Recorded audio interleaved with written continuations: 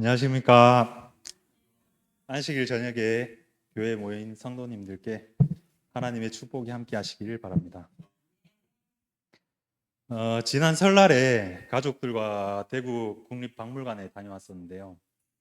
아내가 미국 출장 중이라 아이들과 함께 했었습니다. 그날 우연히 뉴스 인터뷰를 하게 되었습니다. 난생 처음 카메라 앞에 서니까 긴장도 되고 어색해가지고 횡설수설했었는데요.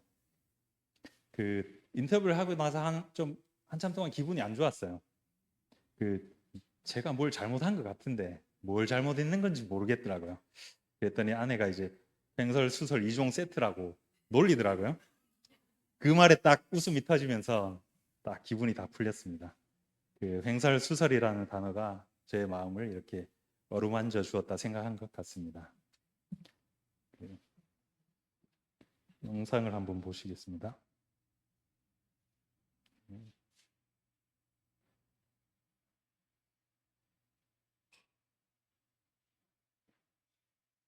구정 연휴 마지막을 맞아가지고 아이들이 여기 국립박물관에서 체험도 많이 한다 그래서 날도 춥고 해서 나왔는데 날씨도 너무 좋고 해서 아주 좋네요. 불렁쇠만 잘하니까 좀 불렁쇠가 힘들기도 하고 나와서 집보다는 재밌어요.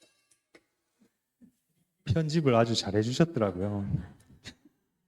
말도 안 되는 말이었는데 그래도 이제 영상을 보니까 또 부끄럽기도 하지만 아이들과 이렇게 즐거운 시간을 보냈다는 것이 느껴져서 다행이고요. 횡설수설했지만 또 아이들과 즐거운 시간을 보냈다는 중요한 사실은 잘 전달된 것 같습니다. 그때 아이들이 정말 열심히 놀았어요. 저는 또 활 쏘고 막 하니까 또 아이들이 또 따라하고 그 모습이 이제 끝까지 보기 좋았는지 카메라맨이 계속 따라다니더라고요. 그래서 인터뷰까지 하게 된 것 같습니다. 놀 때도 열심히 놀면 이런 기회가 찾아옵니다, 여러분. 최근 제가 이제 좀 저에 대한 얘기를 해드릴 텐데요. 제가 갑작스러운 이사와 아이들 교육비 문제로 큰 스트레스를 받았었습니다. 그때 하나님, 저는 해결할 수 없습니다. 하나님께서 해결해 주세요라고 짐을 맡기고 기도해 드리니까 문제의 반 이상이 해결되는 경험을 했습니다. 제 힘으로 하려고 하면 어렵고 힘들지만 하나님께 의지하면 길이 열리는 것을 많이 느꼈습니다. 오늘은 제 이야기를 좀 많이 할까 하는데요. 제가 이제 지금에야 털어놓을 수 있는데 코로나 때쯤 해가지고 제가 잘못된 투자를 해갖고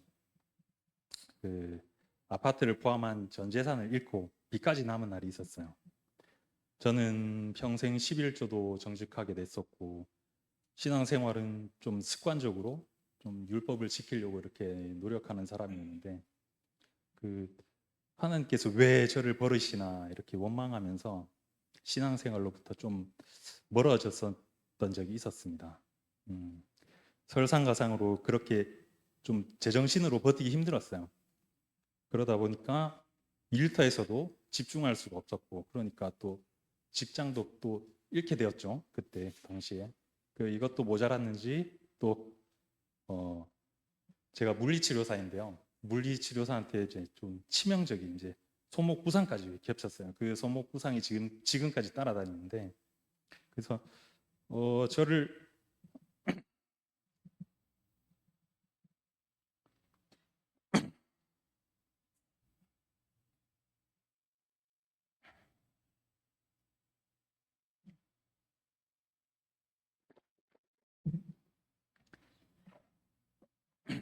왜 이 지경까지 몰아세우시는지 죄송합니다. 힘든 일이 한꺼번에 몰아치다 보니까 하나님이 너무나 원망스러웠어요. 그때는.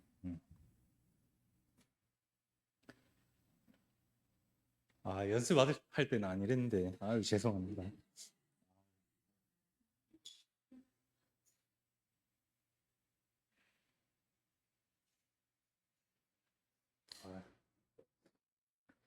병원에서도 저를 좀 많이 놀립니다. 제가 T라고. 눈물이 왜 이렇게 많은지 모르겠어요. 그냥. 절망과 좌절 속에서 그래서 아파트 베란다 앞에서 이렇게 내려다보는 일이 많았거든요. 이태를. 생각해 보니까 이게 예, 보면 볼수록 너무 높은 거예요. 그때 그 당시가 이제 27층이었거든요. 죽지도 못하겠더라고요, 그때는. 아유, 참.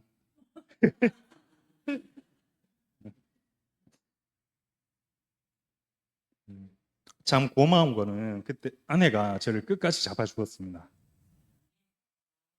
음, 저는 아내에게 평생 큰 빚을 지고 살아가는 그 중이고, 참 고마운 사람입니다.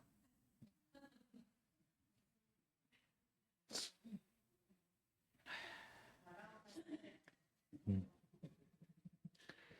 다 이겨냈다고 생각했는데, 참, 이게 또 생각하니까 음, 올라오네요.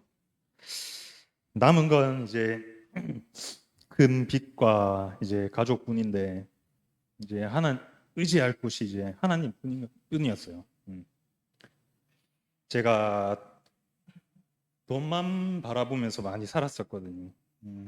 그러다 보니까 제 마음대로 되는 일도 좀 많았었고, 그런데 이제 그런 저의 교만해진 마음을 하나님께서 깨부수시려고 음, 이렇게까지 하신 것 같습니다.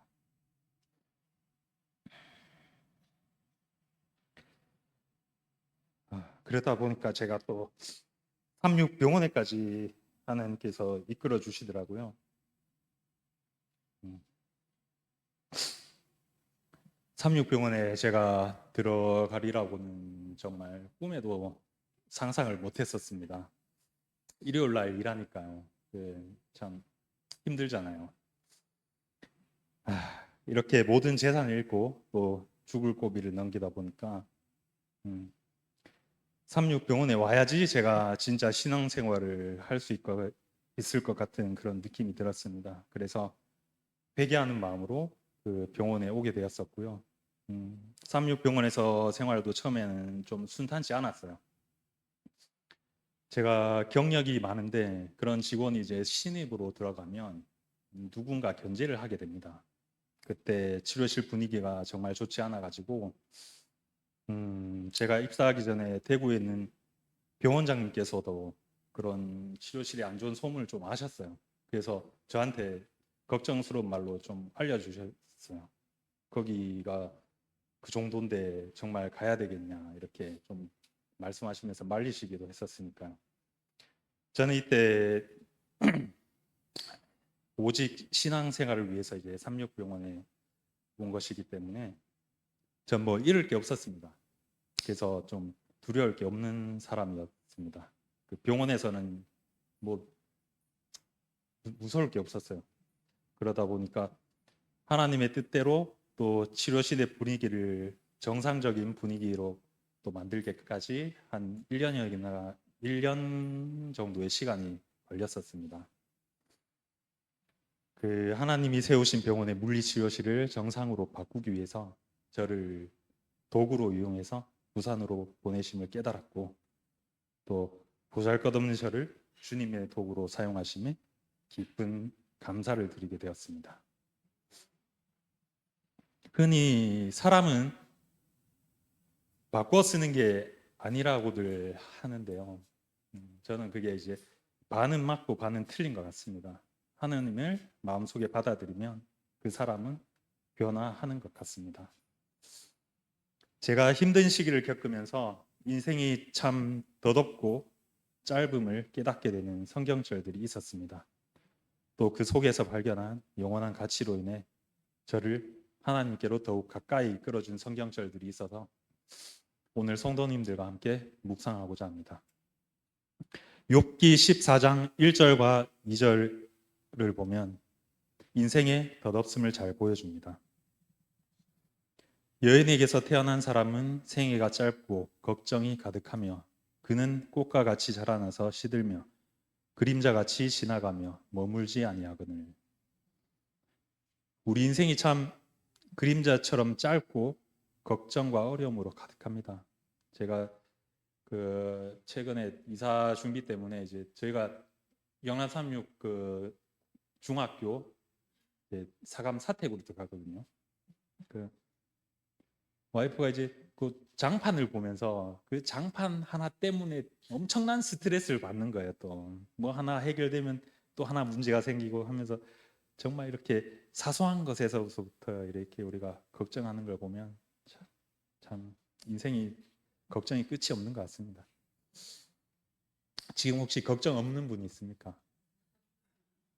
예. 그런 분이 있다면 정말 복 받으신 분이고요. 저와 같이 하나님께 그 걱정을 무거운 짐을 다 맡겨버리시기 바랍니다. 시편 144편 3절과 4절은 인생의 덧없음을 더욱 강조합니다. 여호와여, 사람이 무엇이기에 주께서 그를 알아주시며 인생이 무엇이기에 그를 생각하시나이까.